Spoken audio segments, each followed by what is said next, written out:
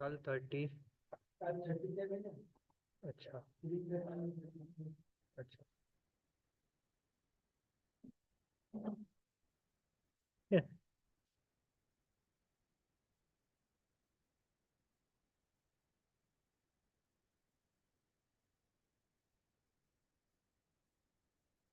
So you can keep the water, okay, Bhuji? I can do that room actually. I can do that room.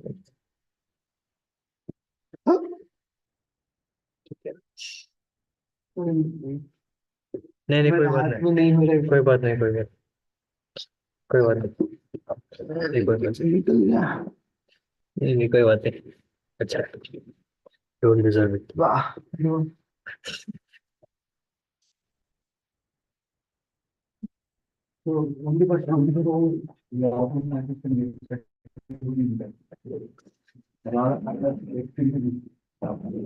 आज मैं try करता हूँ बहुत जल्दी finish करने के लिए, ट्राई करता हूँ। Please bless me, I can finish the class.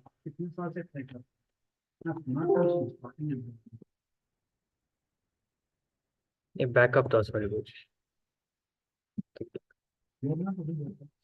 साथ में, मैं सोचा वो चले जाएगी वो मीटिंग अभी।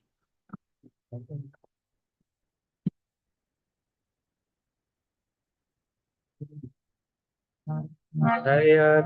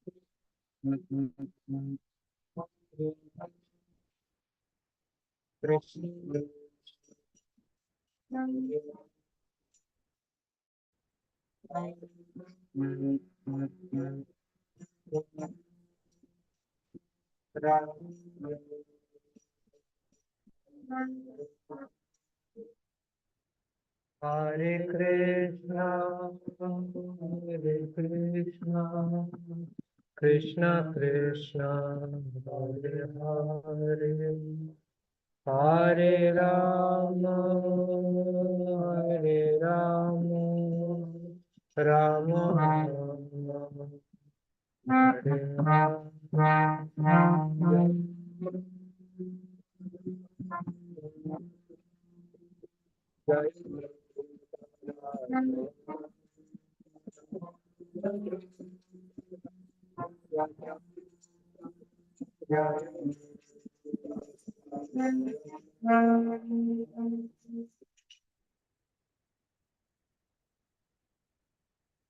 परिणाम संकीर्तन की जय।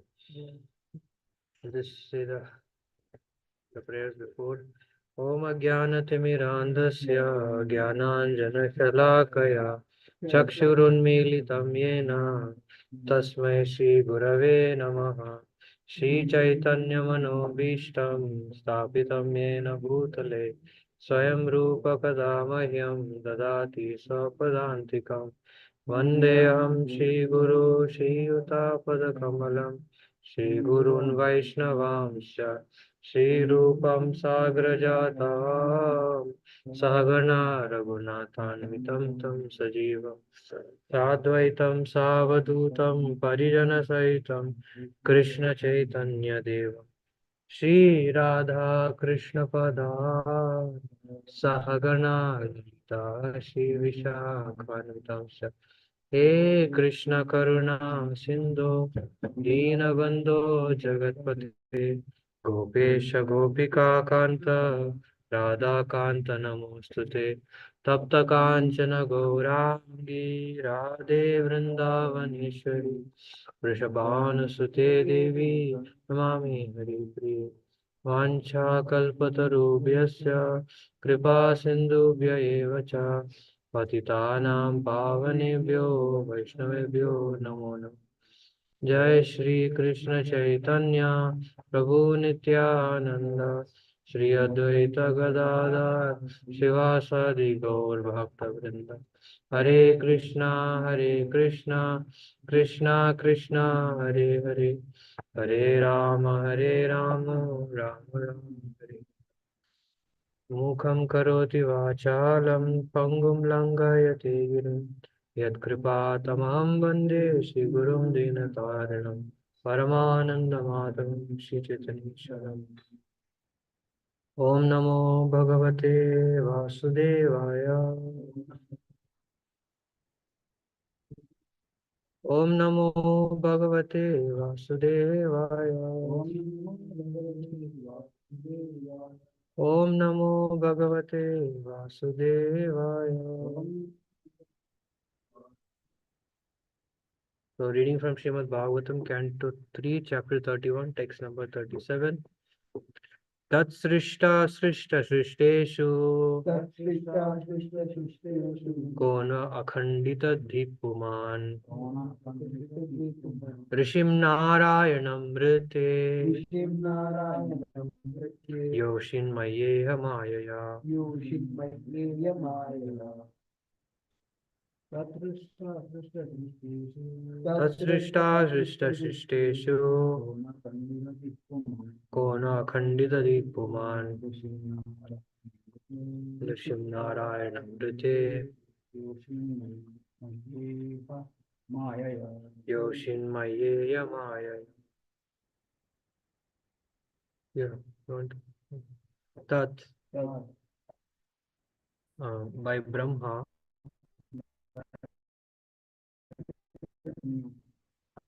Srishta Srishta Srishteshu,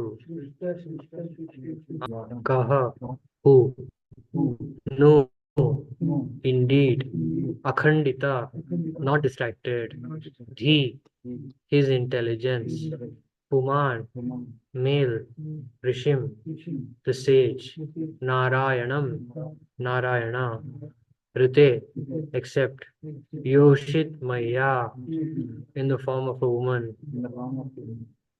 Iha, here, Maya, by Maya. Translation and purport by Javan Krishla Prabhupada ki Jai. Among all kinds of living entities begotten by Brahma, namely men, demigods, and animals, none but the sage Narayan is immune to the attraction of Maya in the form of woman. Purport Srila Prabhupada ki Jai. The first living creature is Brahma himself, and from him in turn created Kashyapa Muni and others. And Kashyapa Muni and the Manus created different demigods and human beings. But there is none among them who is not attracted by the spell of Maya in the form of woman. Throughout the material world, beginning from Brahma down to the small insignificant creatures like the ant, everyone is attracted by sex life. That is the basic principle of this material world. That is the principle of this material world. Lord Brahma's being attracted by his daughter is the vivid example that no one is exempt from sexual attraction to women.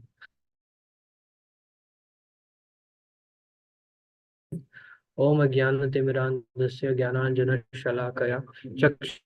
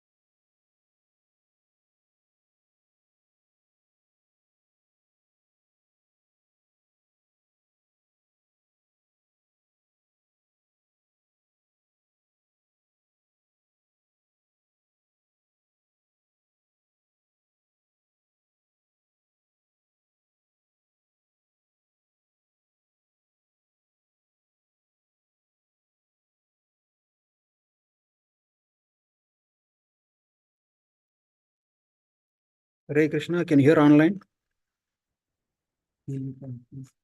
Hare Krishna, can you hear online?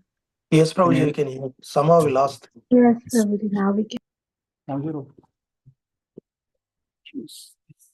Current condition like that.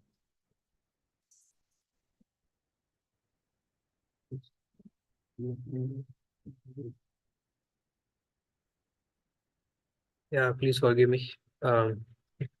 So yeah, it's a very heavy verse, and I should not be speaking on this verse, but please forgive me. So, uh,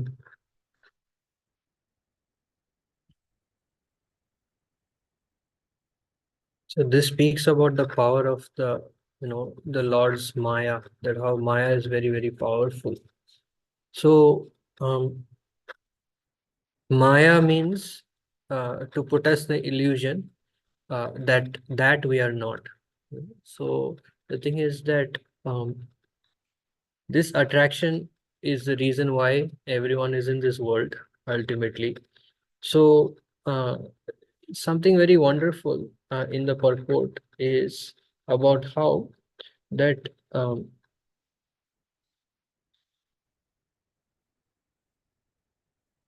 Prabhupada is saying that how this creation of Maya is wonderful. Wonderful means bewildering. So the first thing we have to do is that um, whatever scripture says, Shastra says, because Shastra just is non-different from Krishna.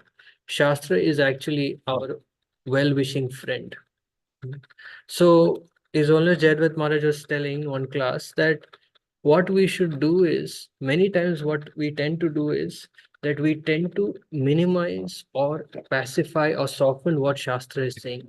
So we should not do that. We should not kind of soften or kind of tone down what Shastra says, because Shastra is our best friend. So we should accept Shastra as it is and accept the warning as it is. So the warning is not specifically for man or specifically for women, it's for both. And it's for the general concept also. So see, the last few verses is speaking about how that this is the most very subtle form of Maya, very subtle form of Maya. So one time Srila Prabhupada said that the only way to come out of Maya is when Krishna become completely pleased. Only when Krishna is 100% pleased can one actually come out of Maya. So it's up to Krishna. Krishna's desire. Krishna's desire, Krishna's will is supreme. So, and only when one becomes attracted and one becomes enchanted by the service of the Lord can one come out of this. So, how can we deal with this understanding, right? How can we deal with this understanding, and how can we deal with this concept? Chaitanya, any question we have in Bhagavatam, we have to go to Chaitanya Charitamrita. Chaitanya Charitamrita actually speaks about the conclusion of Bhagavatam. So in Chaitanya Charitamrita, it speaks about Mahaprabhu tells Raghunath Das Goswami. One time, one of Srila Prabhupada's disciples, upon taking sannyas, Prabhupada said that uh, a qualification of a sannyasi is that even if a sannyasi is in an island alone with a woman, with a very attractive woman, qualification of a sannyasi is he shouldn't become agitated, right? So Prabhupada said that the way to do this is by taking the association of devotees. So first we can see what actually agitates our mind, because ultimately this desire is the agitation. So what agitates our mind? So any kind of material happiness or material enjoyment agitates our mind, and ultimately that agitation is simply a fragment of the sex desire. So Mahaprabhu is telling Raghunath Das Goswami, the first thing he says for a renunciant. So this is very important for us to understand that renunciation is not just for a group of people, but it's a concept. And it's not that only Raghunath Das Goswami was renounced, but everyone was renounced in Mahaprabhu's Parshad. Like we can see even Srivas Thakur, he was completely renounced, right? When his son died, although he knew that his duty should take care of his son, but he displayed that complete detachment at that point. Just like Maharaj Parikshit, when he was asked to leave his kingdom, he displayed complete renunciation, not partial, but complete renunciation. He was completely disgusted with this material world. So the thing is that um, Mahaprabhu is saying a Vairagi should not depend on others. If he does so, he will be unsuccessful and he will be neglected by Krishna. So this is the first principle, is to not depend on others. So not depend on others means that to understand people's responsibilities. So the problem comes, I see, that when we actually try to control others beyond what is required, like everyone has a particular range of responsibility. For example, in the temple, everyone has their own department. So if we try to control beyond what we're supposed to do, then it causes agitation in the mind. So first, this is the first principle, that we should depend on Krishna, and we should know that our family relationship is actually just uh, is just an external covering, just like the body, we're wearing something. It's just an external covering, and actually it's not real. The real thing is our connection with Krishna. So if we help others to become attracted to Krishna, that service is service. Anything other than that is disservice. So Mahaprabhu is saying if he does so, which means if he depends on others, he will be unsuccessful and he will be neglected by Krishna. So the moment you're neglected by Krishna means finish. So we have to be very careful about this, right? So we have to be very careful to depend on Krishna in our regular daily dealings. If we can do so and we don't overly depend on others unnecessarily, how do we know if we're depending on others? We know we're depending on others if suppose someone doesn't listen to us and we become angry. Hey, why are you not listening to me? You have to listen to me. So at that moment, we know that we're depending on them. We're depending on them. So if we are not depending on them, if they don't listen to us, we'll be like, okay, that's Krishna's desire. It's not my thing. Of course, there may be some agitation. I mean, there may be some anxiety. We have to deal with that anxiety appropriately. But ultimately, we'll be able to walk out without, complaining. So if we are attached or if we are depending, then we'll not be able to walk out, like that. We'll be like very attached that I have to, it has to be this way. Otherwise, so of course, it's a different thing if it's for the specific service of the Lord, but otherwise, it's not good for us. It causes agitation in our mind and does not allow us to practice devotional service. So the second verse, Mahaprabhu is saying, if a renunciant is eager for his tongue to taste different foods, his spiritual life will be lost and he will be subservient to the taste of his tongue. Now, uh, there is something Prabhupada has given a concession here about prasadam, but we should follow some strict rules when we are taking prasad. So first thing is, because this is, Prabhupada says tongue, belly and genitals are in one line. So the thing is that we have to be very careful about, first of all, whose hands we eat from. And second is we have to be very careful that at least we desire Krishna to have his sense gratification first. So it's not like we meditate on the food stuff, oh, what are you cooking for lunch? What are you cooking for dinner? Oh, yum, yum, yum. Nice, nice, nice. So that we should not do, We should give for Krishna's pleasure, and then we should take as Krishna's remnants. Of course, I mean, I don't apply this, so I cannot say that to avoid, completely, His Grace Rohinandan Prabhu and Vadacharya Prabhu all, are very strict, but I'm not. So the thing is, at least on fasting days, we should control the tongue. Should control the tongue. And actually, my realization is that what gives taste to the prasad is not the taste as such, but actually is our own devotion. So if we take in a devotional mood and if we try to become devotees, then we can actually, the taste comes out. So we have to be very careful. Okay. Then Mahaprabhu says that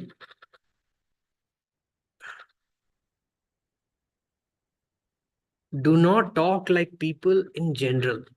or hear what they say. So this is another thing. This Johananand Prabhu said something really wonderful yesterday. He said all these news reporters, that when they actually speak about others, complain about others, sometimes in the name of, bhakti, we think we're watching the news and all these things.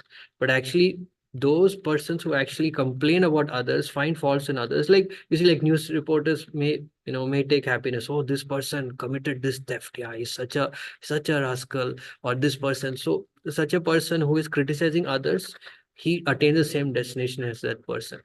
So the thing is, we should be very careful not to talk like people in general or hear what they say. This is very dangerous for our spiritual life. Very, very dangerous.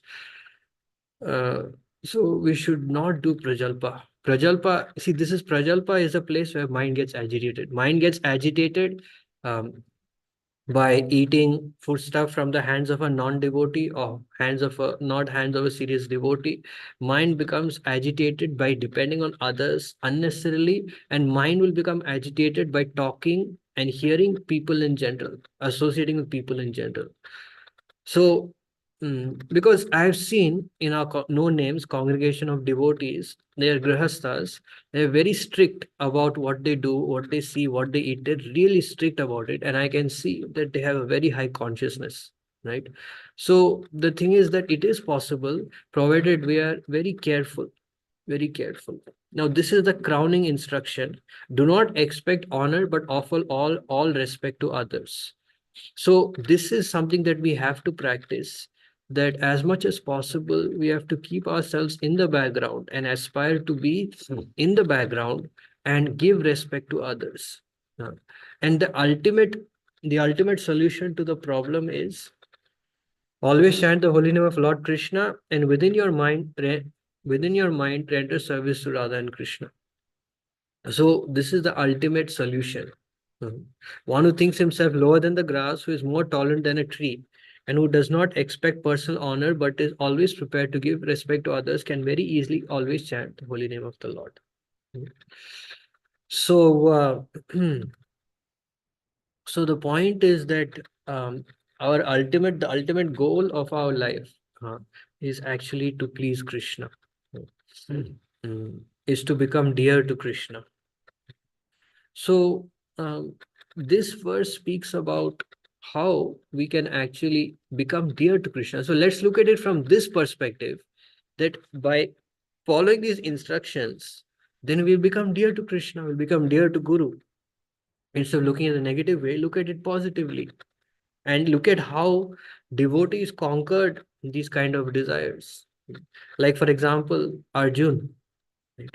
So Arjun, it is mentioned that actually the heavenly damsel Urvasi actually approached him, right, for whatever purpose.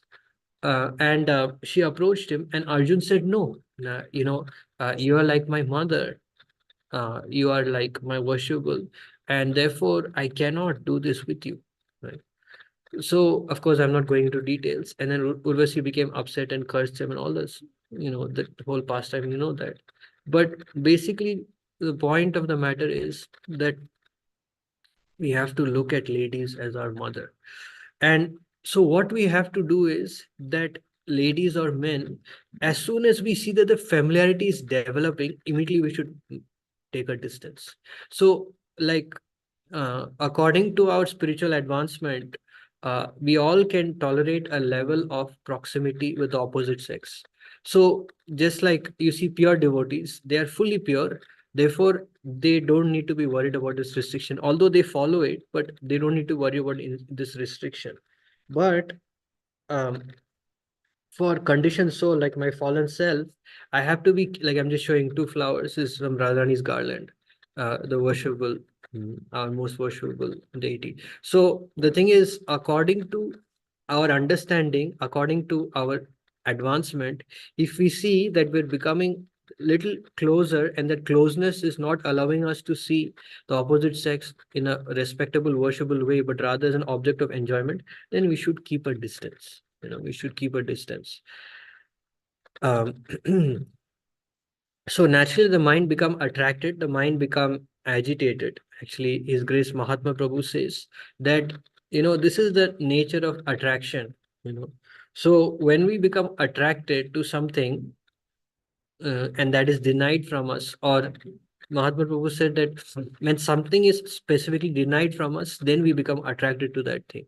So naturally, we become attracted to what is denied to us. That is the nature of the mind. So we have to deal very carefully with the mind. And the way we can deal carefully with the mind is by being very closely with our devotees.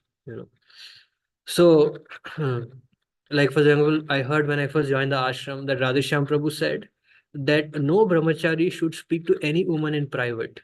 Which means what? Which means that uh, the best thing for a brahmachari or for even for a grihastha is if he has to talk to any, so suppose a grihastha has to talk to any other lady apart from his wife for service purposes.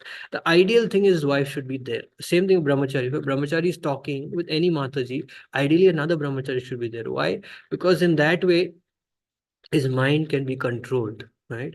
And also in that way, um, mm, you can also please Krishna, because you're telling Krishna that Krishna, there's nothing secret I'm discussing, right? So if we follow Varnashram very, very strictly, then Mahaprabhu will be very pleased with us and we'll make spiritual progress. Like Chaitanya Mahaprabhu, what is it? Very much encouraged, very much appreciated the activities of Shuklambar Brahmachari. Why? Because he was very simple and he was very honest. He was very honest. So we have to follow the rules very, very strictly, actually, very strictly. And actually, if we follow the rules very strictly, we become the best benefactor of that Mataji, of that Prabhu. Because if our heart is pure and we are not dealing sensually or we're not trying to exploit that person can feel that, oh, this person is my well-wisher, right? These sannyasis, why is it they command so much respect even from the ladies? Why? Because the ladies, Matajis, can feel, hey, this here is a person who is not here to exploit me at all. He's actually my well-wisher. So we just need to become the well-wisher of all living entities.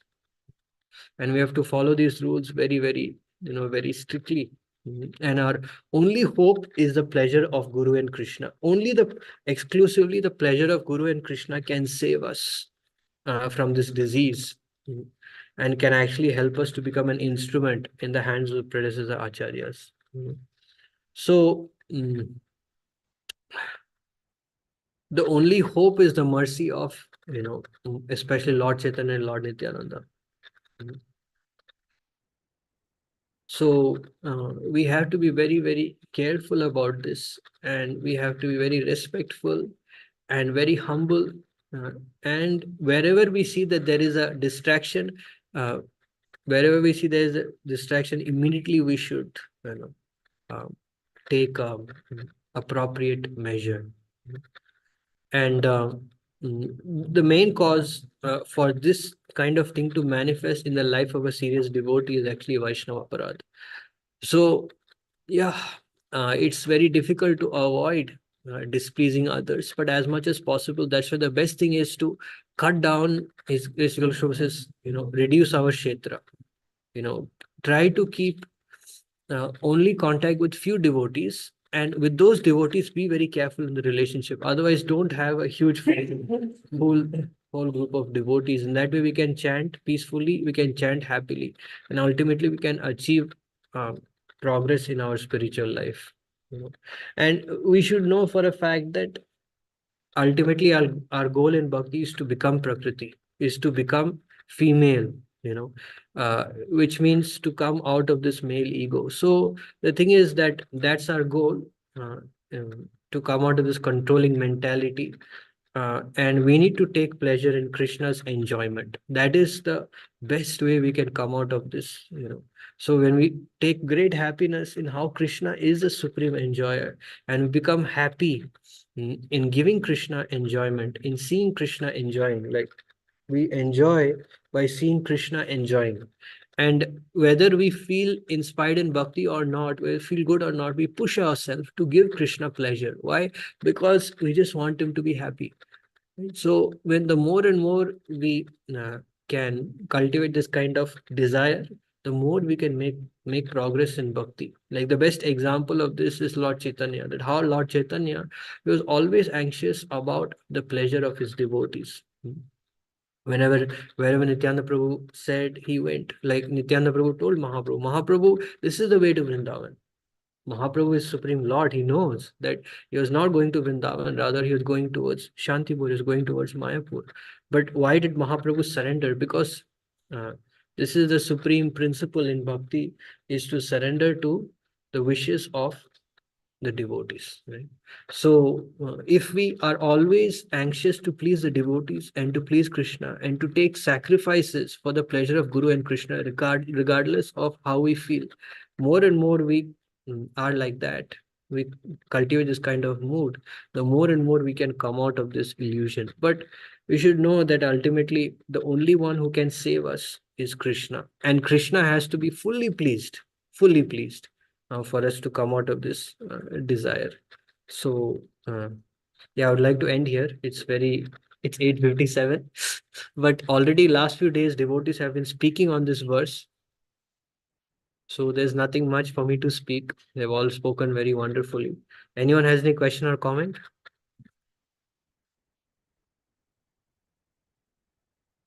She's not allowing one. Sorry?